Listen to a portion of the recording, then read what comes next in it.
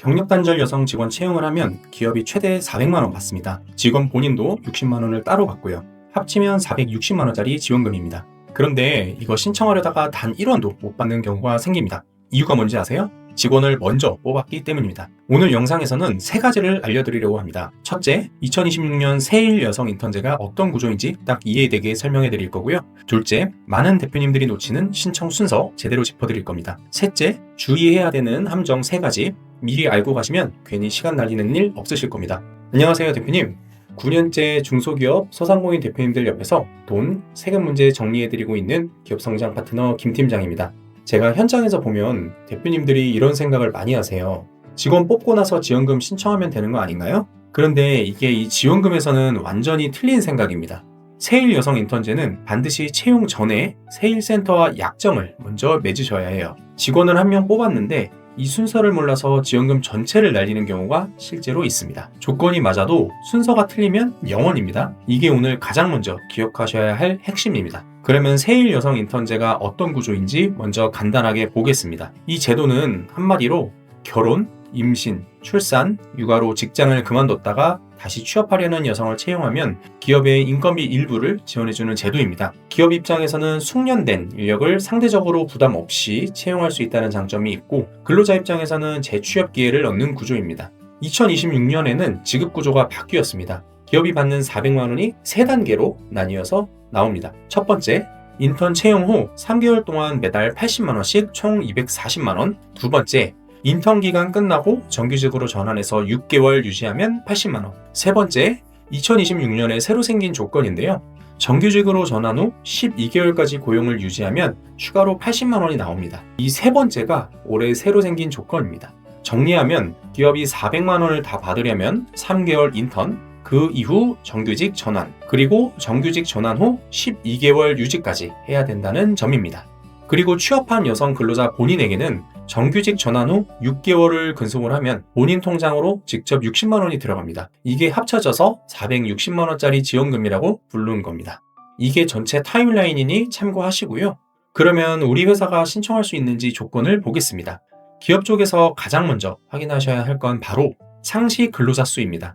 4대 보험에 가입된 근로자가 5인 이상 1000인 미만이어야 합니다. 단, 벤처기업이나 지식서비스 산업 같은 유망업종은 5인 미만이어도 예외적으로 참여가 가능합니다. 우리 회사 업종에 해당되는지 반드시 먼저 확인해 보셔야 하고요. 그리고 인턴 시작 전 한 달에서 3달 사이에 권고사직 같은 인위적인 감원이 없었어야 합니다. 근로자 쪽에서는 고용24, 예전에 워크넷이라고 부르던 사이트에 구직 등록이 되어 있고 세일센터에 연계된 미취업 여성이어야 합니다. 전일제, 그러니까 주 35시간 이상 근무하는 경우는 최저임금 이상을 받으면 되고, 시간제, 주 20에서 35시간 미만으로 일하는 경우는 최저임금의 110% 이상을 줘야 합니다. 이 110% 조건이 실무에서 정말 많이 틀리는 부분이거든요. 파트타임 뽑으면서 딱 최저임금으로 근로계약서 쓰면 지원금 대상에서 탈락하니까 이 점은 반드시 기억해두세요. 자, 이제 가장 중요한 부분입니다. 실무에서 가장 혼동하는 세 가지. 첫 번째, 선채용 후 신청은 절대 안 됩니다. 이게 가장 흔한 실수예요. 직원이 마음에 든다고 먼저 뽑아놓고 나중에 세일센터에 전화하는 경우가 생각보다 정말 많습니다. 순서는 이렇습니다. 고용24에 구인 공고 올리기, 관할 세일센터와 인턴 약정 먼저 체결, 그 이후에 채용. 이 순서를 지키지 않으면 단 1원도 못 받습니다. 아무리 조건이 딱 맞는 직원을 뽑았어도 순서가 틀리면 끝입니다. 두 번째, 가족 채용은 영구 배제입니다. 사업주의 배우자나 사촌인의 혈족, 인척을 채용하면 영구적으로 이 제도에서 배제됩니다. 실제로 근무하지 않는 사람을 등록했다가 적발되면 지원금 전액 환수에 최대 5배 제재 부과금, 심한 경우 형사처벌까지 받을 수가 있습니다. 세 번째, 예산은 조기 소진됩니다. 이 사업은 연초에 신청이 몰리는 편인데요. 예산이 다 소진되면 공고기간이 남아있어도 조기 마감되니 지속적으로 체크를 해보셔야 하고요. 채용 계획이 생겼다면 생각하고 있을 시간이 없습니다. 지금 바로 세일센터에 연락하셔야 되고요. 그리고 이 지원금은 행정 절차가 꽤 있는 편이에요. 서류 작성에 법인 직인, 현장 방문 실사까지 진행될 수가 있어요. 오늘 내용 3줄로 정리할게요. 첫째, 새일 여성 인턴제는 기업 400만원, 근로자 60만원, 총 460만원짜리 지원금입니다. 2026년부터 정규직 전환 후 12개월까지 유지해야 전액을 받을 수 있습니다. 둘째, 먼저 직원 채용하면 0원입니다.